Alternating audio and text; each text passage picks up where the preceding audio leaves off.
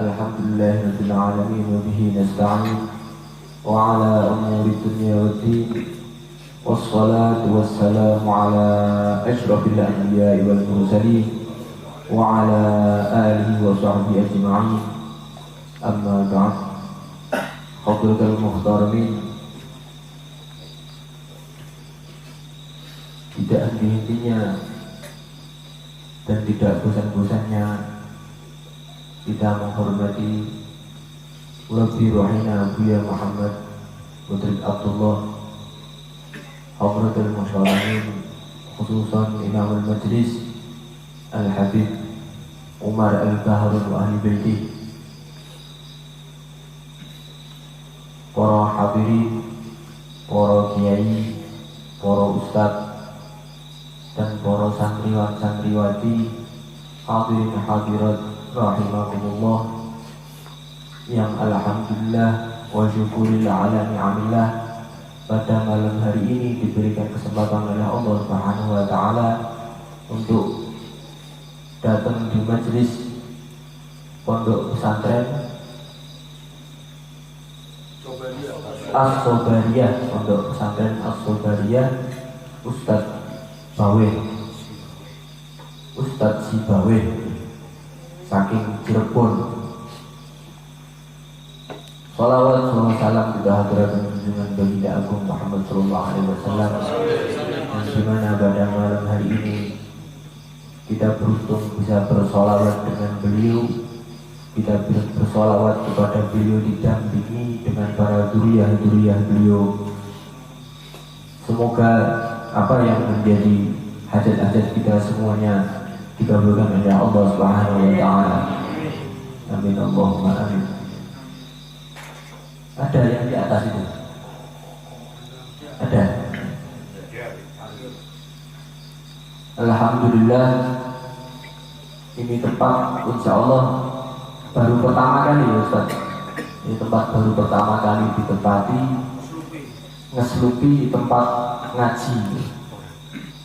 Beliau Kiai Sibawe langsung merawuhaken Abdul Habib dalam rangka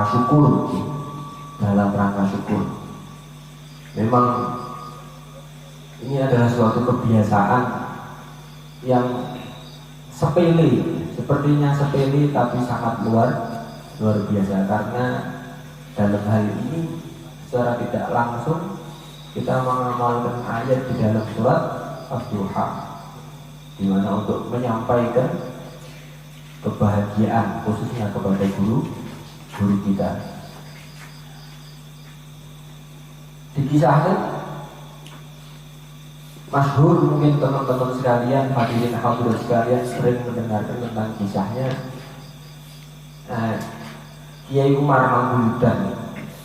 Pada zaman dahulu diceritakan bahwa Kiai Umar niku gadai santri sing beling-beling, sing nakal. Luar biasa, tidak mau jamaah, tidak mau ngaji, dengan kenakalan ciri khas santri. Suatu hari Kiai Umar niku nimbali lurahipun, lurahnya dipanggil sama Kiai Umar,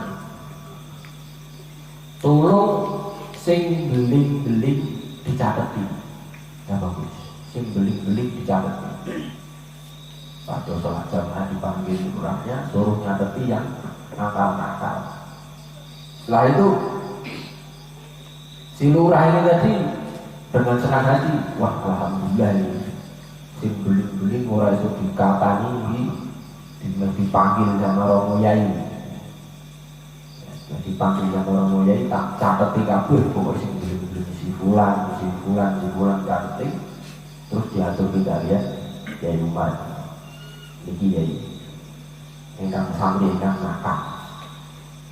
Lajeng sakmenika ya Umar kundur wonten beliau, dan hari demi hari, minggu demi minggu, bulan demi bulan ini lurahnya bingung, kok tidak ada reaksi apa-apa, kok tidak dipanggil. Mungkin mikiri lurahnya yang tadi, wah ini mesti sing beling-beling meh diboyong nih. Jadi mesti sing beling-beling paling wajib takzir sama kiai. Ternyata tidak ada reaksi apapun dari Pak Yai. Nah itu lurah ini tadi karena dimanapun pondok itu biasanya lurah itu dekat sama Romo Yai ya. Dimana seorang lurah atau komander ya, bahasa komunitas itu komander. Karena dekat sama Yai ini menjadi talang aturnya Yai. Tanya, wahai Yai, ya, kemarin santri-santri yang nakal kok pripun kelanjutannya? Kok boten jenengan takzir, kok boten jenengan boyongaken? Loh, biar cah bagus.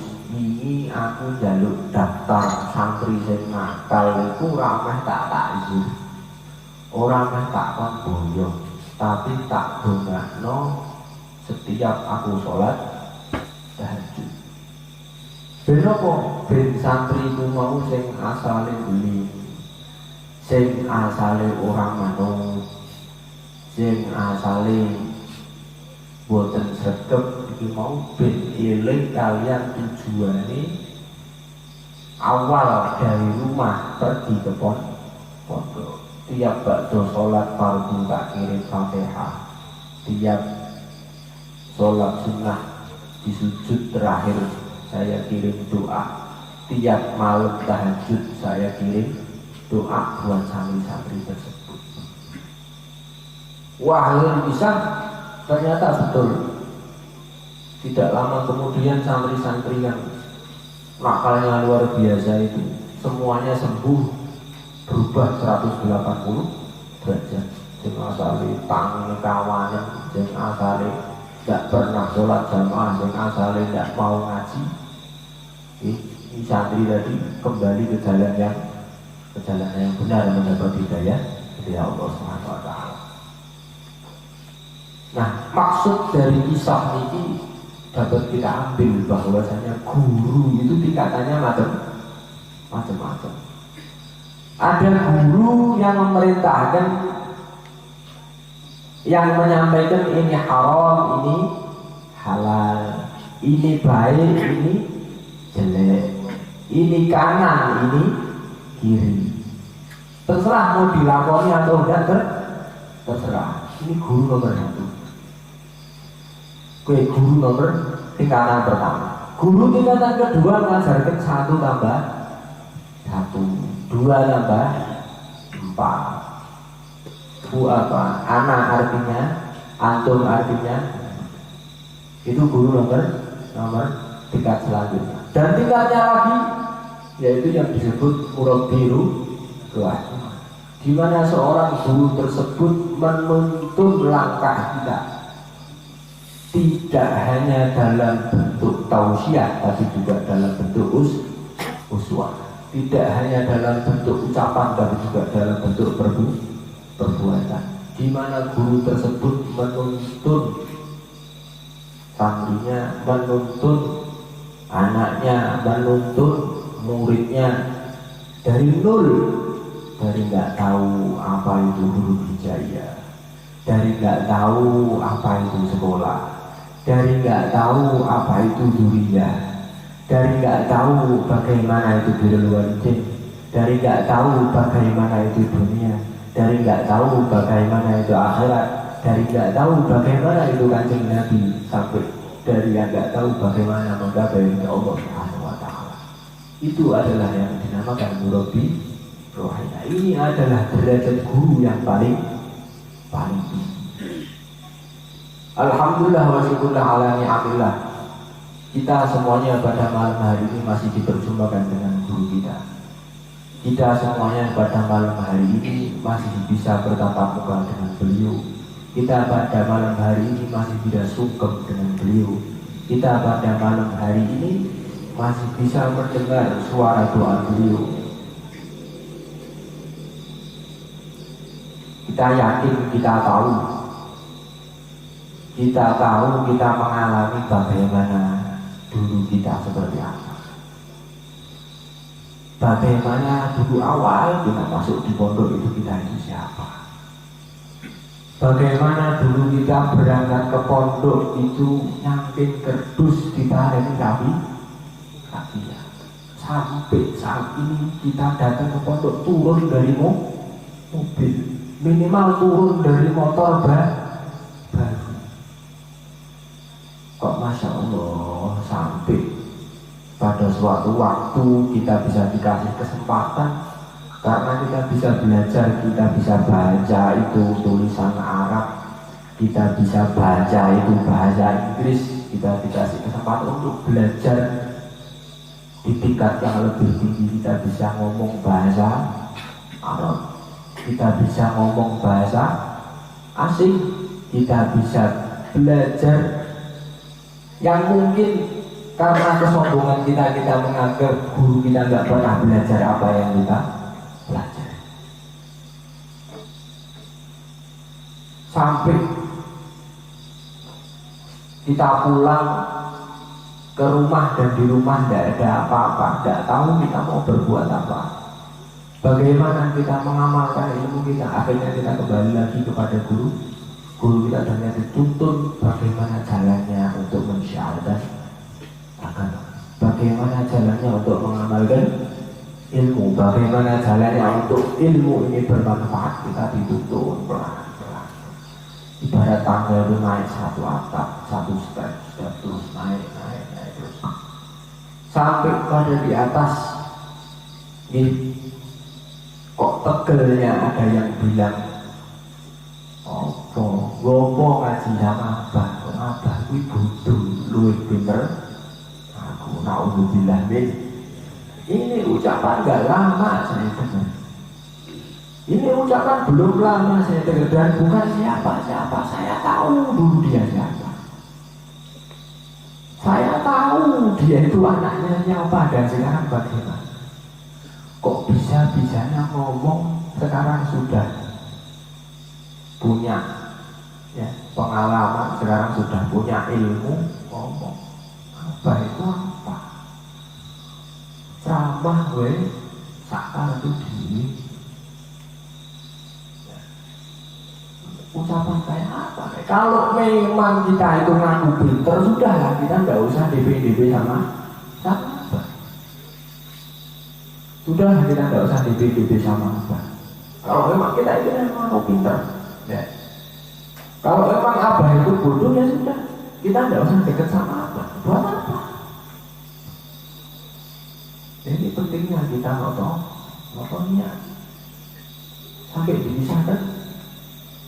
Bagaimana banyak sekali teman-teman kita ya, yang berawal dituntun sama abah, bisa jalan, bisa punya dirikan sekolah, bahkan abah itu memikirkan kita ya, dari kita mau tidur sampai bangun tidur itu secara tidak langsung beliau memikirkan kita. Dari mulai kita masih SD kecil, mungkin ada yang di pondok belum sunat, sampai nikah mau dipikirin sama abah. Bahkan kemuliaan yang sekarang kita dapat itu bukan hanya muliakan diri kita, tapi juga memuliakan keluarga kita, memuliakan anak kita, memuliakan orang tua kita, memuliakan wilayah kita yang kita tempat. Itu berawal dari apa? Berawal dari tuntunan dari seorang murabbi rohani. Jadi mari, mungkin kenapa saya selalu menyampaikan hal ini, karena birrul walidain itu tidak ada hentinya, tidak ada batas akhirnya. Birrul walidain itu tidak ada batasan waktunya. Selama kita masih bernapas, selama jantung kita masih berdegup, kita berkewajiban untuk berbakti kepada guru, berbakti kepada kedua orang tua. Jangan tanya dalilnya mana, saya tidak tahu dalilnya. Saya pulang itu wong bodoh, tapi namanya hormat sama orang tua itu anak TK aja sudah tahu. Dan bagaimana kita yang sarjana, bagaimana kita yang udah mondok sampai jauh, sampai Jawa Timur, sampai Jawa Barat, sampai luar negeri, sampai jauh kemana. Itu kalau babakan hormat sama orang tua apa kita sudah lupa. Monggo kita kembali lagi ke niat kita masing-masing. Monggo kita kembali lagi bagaimana dulu kita berangkat. Monggo kembali lagi ingat dulu awal sowan sama batunya kita apa. Mari kita ingat bersama. Awal kita sowan sama abah kita sungkem kulon dulu. Bah kulon itu kedah berikut coba kita dulu itu kita kayak apa. Kalau dulu kita datang ke pondok naik motor, datang dulu kita ke pondok itu naik angkut, kita sekarang ke pondok naik mobil, minimal naik motor baru. Apakah cuma datang majlis seminggu sekali kita itu berat? Apakah cuma datang majlis seminggu sekali itu apakah berat? Kalau emang alasan sibuk, saya juga sibuk. Kalau alasan kerjaan, saya sedang juga di kantor. Saya juga masih jualan. Kalau alasan pondok, saya juga masih ajar pondok. Kalau alasan punya anak, saya juga punya anak kecil. Coba mau alasan apa? Mari kita ingat. Mari kita ingat. Kita itu siapa? Saya tinggal lagi bodoh. Tidak ada niat apapun sekali lagi. Niki tadkirah teman-teman kaulah biamba, lumayan teman-teman hati alhamdulillah. Jangan sampai kita menjadi seorang yang tidak bersyukur. Jangan sampai kita menjadi seseorang yang lupa bagaimana mensyukuri nikmat. Kembali lagi bahwasanya cobaan itu bisa datang dari nikmat, bisa datang dari fitnah. Hadirin wa afakum wassalamualaikum warahmatullahi wabarakatuh.